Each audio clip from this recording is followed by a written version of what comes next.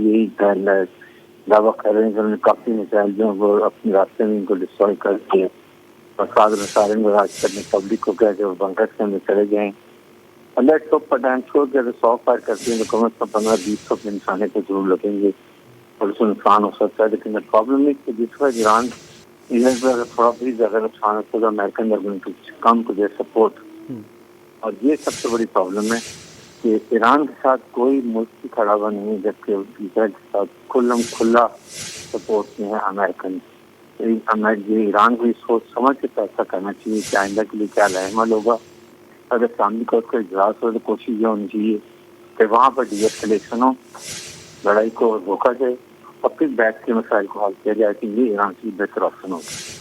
میں I think اس وقت ایران کی پبلک کا بھی بڑا پریشر ہوگا، اور اس کے بعد جب یونائٹڈ نیشن میں ایک اجلاس ہو رہا ہے جنرل اسمبلی کا، اس سے پہلے بھی اگر ایران نے یہ ایکشن کیا تو they wanted to convey the world کہ Iran is still a power اور they have all the potential to cause damage to Israeli interest, چاہے ان کے ملٹری ٹارگیٹس ہوں یا ان کے اور کسی سائٹس ہوں. اس لیے وہ پش کرے گا کہ پریشر سے کتنی یہاں آ کے دوبارہ سیز فائر کروائے، ڈی ایسکیلیشن کروائے اور پھر نیگوشیشن کیے جائے. کیونکہ آپ کمزور ذکر پہ نیگوشیشن نہیں کرتے ہیں، پہلے آپ اپنی پوزیشن اسٹرانگ کرتے ہیں، دونوں کو بتاتے ہیں اسٹل اسٹرانگ، اور پھر مذاکرات کے ٹیبل بیٹھتے ہیں جس میں آپ بہتر بارگیننگ پوزیشن پر ہوتے ہیں. بالکل ایران نے بڑا کلیئر کیا کہ they will take 2 weeks to complete the operation. انہوں نے پہلے کامیابی حاصل کی ہے. انہوں نے یہ بھی کہا کہ ہمیں اب ایران کی طرف سے کوئی نیوکلیر ایشو میں اس کو اتنے ڈیمیج کیے اس سے ہمیں کوئی تھریٹ نہیں رہا، لیکن وہ آہستہ سے ملٹری پاور کو بھی کمزور کریں گے اور الٹیمیٹ ٹارگیٹ یہی کہ اپنی مرضی کے ریجیم چینج بھی کریں اور وہ اپنے ایسی ماڈرن گورنمنٹ لے کے آئیں جو جس سے تعلق امریکہ سے اور اسرائیل سے بہتر ہو.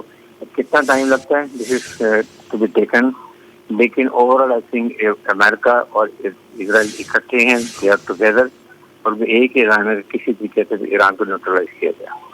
100% it was a nexus between India اور ایران کے یہ اسرائیل کا، اور بالکل جس طریقے سے انڈیا نے پاکستان پہ اٹیک کیا تھا اسی طریقے سے، کیونکہ پاکستان کی ملٹری لیڈرشپ بہت اسٹرانگ تھی. فیلڈ مارشل آصم منیر نے بہت ہی پیشہ ورانہ طریقے سے اس کا مقابلہ کیا. ایک ساتھ مل کے بہت اچھی بنائی اور انہیں کو گھٹنے ٹیکنے پر مجبور کر دیے.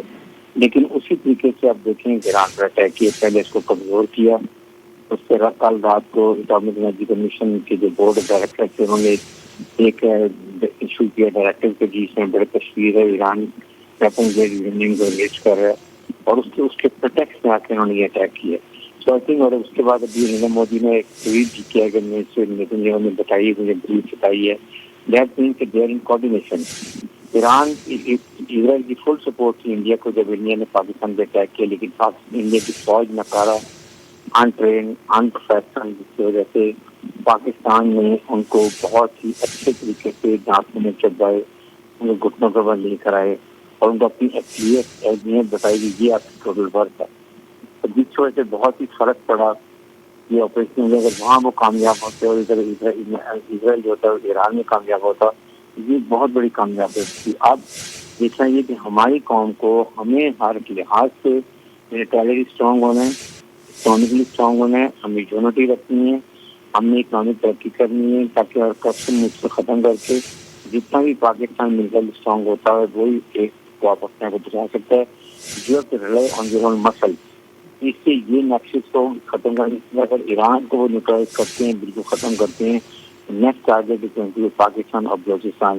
اس لیے اس کو سوچتے ہوئے ہمیں پراپر ڈیفینس گورنمنٹ ایفرٹ کرنے کی ضرورت ہے. جی بالکل. دیکھیں بات یہ ہے کہ اس وقت جس طریقے سے امریکن پریزیڈنٹ ٹرمپ ٹویٹ کر رہے ہیں، اور دس از ناٹ دا وے کہ آپ ایک سوورن ملک کی سلامتی کو تھریٹ کریں، کیونکہ آپ بہت بڑے ایک پاور ہیں، اسرائیل کو آپ سپورٹ کر رہے ہیں اور آپ ہر بات کی بات مسل کے دور پر شروع کریں. دس از ناٹ دا وے. یہ جنگل کا قانون تھوڑا ہی ہے.